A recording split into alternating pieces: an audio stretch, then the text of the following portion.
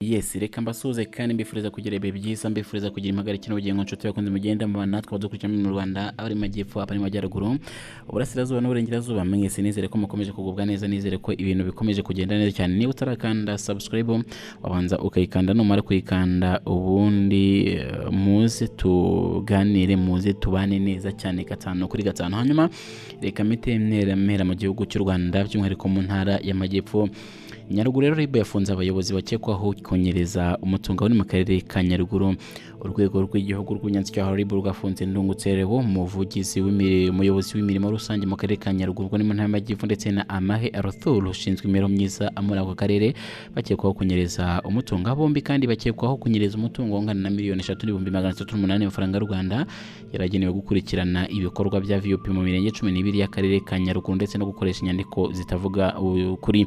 RIB yatangaje ko abakekwaho gufungwa bafungiye kuri sitasiyo ya RIB ya Kibeho mu gihe dosiye zabo zirimo gutunganywa kugira ngo zishyikirizwe ubushinjacyaha. Urwego rw'ubugenzacyaha RIB kandi ruburira abayobozi bafite mu nshingano zabo gucunga umutungo wa rubanda, kubahiriza ibiteganywa n'amategeko, kuko kunyuranya nabyo bigize ibikorwa bihanwa n'amategeko, kandi kibutsa ko idateze kudohoka ku nshingano zo gukurikirana abantu nk'abo bagahanwa. Mu yandi makuru kandi, umunyamabanga w'umuryango w'ibihugu bivuga ururimi rw'igifaransa OIF yatangaje ko adashyigikiye guha ibihano igihugu cyangwa se ibihugu biba byabayemo ibibazo, kuko ntacyo bikemura ku biba byabaye.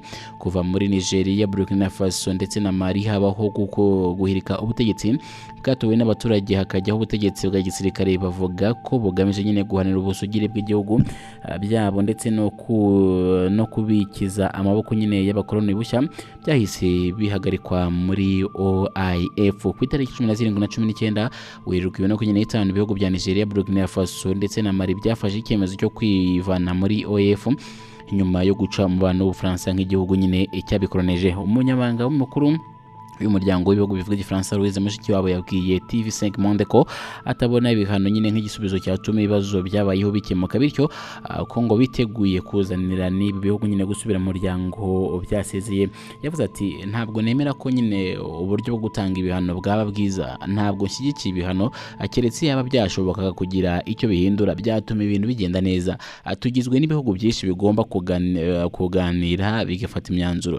Mushikiwabo kandi yavuze ko nyuma yo guhagarikwa haba hakwiye nyine kuba ibiganiro n'ibyo bihugu, hakarebwaho uburyo nyine icyo bihano nyine buryo byakurwaho. Yandi yavuze ko ari nako byagenze kuri Repubulika Iharanira Demokarasi ya Guinea, yahagaritswe muri uyu muryango ariko nyuma yo kuganira ibihano bigakurwa. Yavuze ati, ku bwanjye niba mushaka ko abafata imyanzuro nyine bo ku rwego rwo hejuru muri leta zacu bafite uburenganzira bwo kwinjira cyangwa se kuva mu muryango mpuzamahanga, ku bwanjye n'abana b'umuryango nyine bawitaruye, turiteguye mu gihe ibyo bihugu nyine byahindura umurongo, twiteguye kugirana ibiganiro nabo.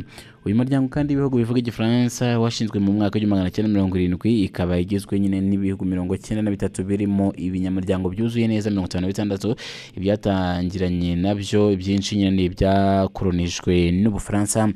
Mu yandi makuru kandi nuko umuryango Croix Rouge utabara imbabare wahakanya amakuru nyine ashinja umutwe witwaje intwaro wa M23 wo kwicira abaturage cyangwa se abantu 406 mu ntara ya Kivu y'Amajyepfo muri Repubulika ya Demokarasi ya Kongo. Tariki ya 18 Werurwe 2025, umuryango Amnesty International washinje M23 kurenga ku burenganzira bw'ikiremwa muntu kuva wafata umujyi wa Goma mu mpera za Mutarama. Umuyobozi wa Amnesty International muri Afurika y'Iburasirazuba n'iy'Amajyepfo yitwa Tigire Chagutha, we yavuze ko habarwanye M23 babibye ubwoba mu baturage, bafata ku ngufu nyine mu kivunge, banibasira abaharanira uburenganzira bw'ikiremwa muntu.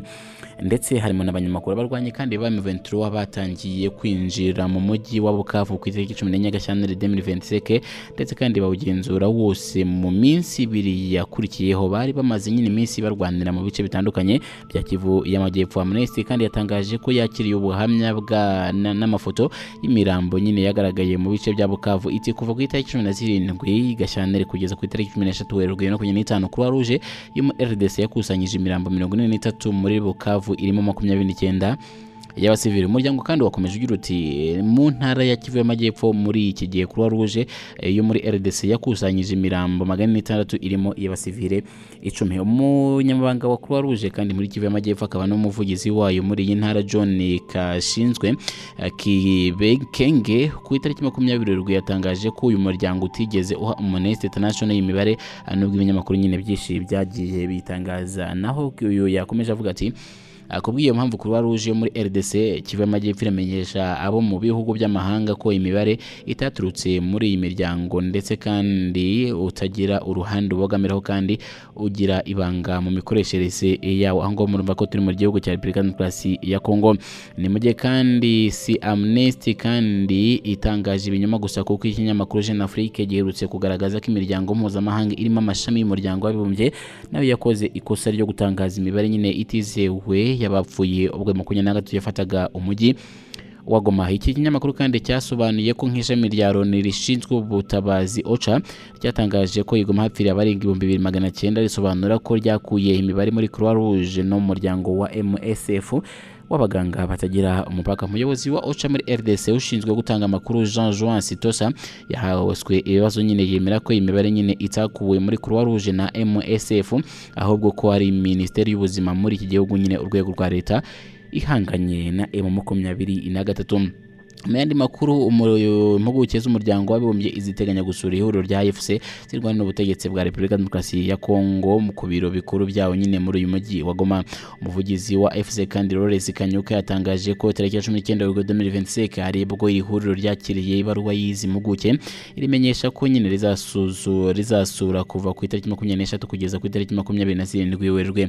Namwe ijambo ryagize ati AFC M23 yemeza ko yakiriye ibaruwa y'itsinda ry'impuguke z'umuryango w'abibumbye ko ku itariki 19 z'ukwezi kwa Werurwe 2025 igisaba kuzakira mu bizajyana nyine izi mpuguke muri RD muri Goma harimo gusuzuma ibyifuzo bye mu 23 muri leta RDC ihagarikwa ry'imiryango kugira ngo ibikorwa by'ubutabazi bikomeze ndetse no gucyura impunzi ziri mu mahanga n'imibereho y'igihugu. Izi mpuguke kandi zizakusanya amakuru ajyanye n'ubufatanye bw'ingabo muri RDC n'imitwe yitwaje intwaro irimo FDLR ndetse na CDCNRD FRN irwanya ubutegetsi bw'u Rwanda ndetse n'ibikorwa by'ingabo z'u Burundi muri Kivu y'Amajyaruguru ndetse na Kivu y'Amajyepfo. Gusa biteganyijwe ko zizasuzuma imibereho y'abasirikare ba RDC ndetse nabo mu yindi mitwe barambitse n'intwaro nyuma yaho abarwanyi ba M23 kandi bafashe umujyi wa Goma ku itariki 27 Mutarama ndetse na Bukavu ku itariki 13 Gashyantare.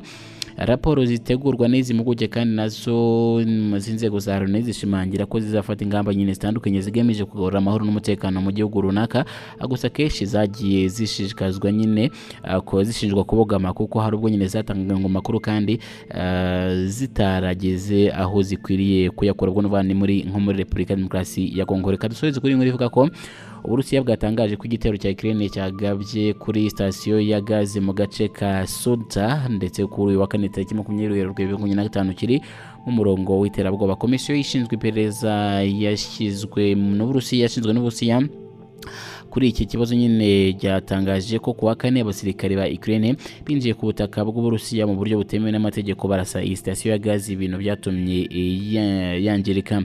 Iyi komisiyo kandi yavuze ko iki gikorwa kiri mu murongo w'ibyaha bishingiye ku iterabwoba kuko byibasira ibikorwa remezo bya gisivile. Uburusiya kandi bwatangaje ko abagabye iki gitero bagomba gukurikiranwa ndetse bakagezwa imbere y'ubutabera kubera iki cyaha cy'iterabwoba. Iyi sitasiyo kandi yagezweho n'igitero nyine yiherereye mu gace ka Kursk yakoreshwaga mu kohereza gaze iva mu Burusiya igana hirya no hino mu mugabane w'Uburayi. Ukraine kandi yagabye igitero mu gihe Perezida Donald Trump ndetse wa Leta Zunze Ubumwe za Amerika akomeje gukora ibishoboka byose kugira ngo intambara yo muri Ukraine hagati yabo n'Uburusiya kugira ngo ibe yahagarara. Mu gihe kandi Perezida Donald Trump yanyomoje amakuru yashyizwe hanze na New York Times yavuga ko nyine umunyemari Elon Musk azitabira inama y'ibanga nyine mu biro bya Minisiteri y'Ingabo ya Amerika, ubwo ni Pentagon, yiga ku ngamba zishobora kwifashishwa mu ntambara y'Ubushinwa. Iki kinyamakuru kandi cyavuze ko uyu Elon Musk usanzwe ari umuyobozi w'urwego rushinzwe kugabanya amafaranga leta ya Amerika ikoresha nabwo ni Doge,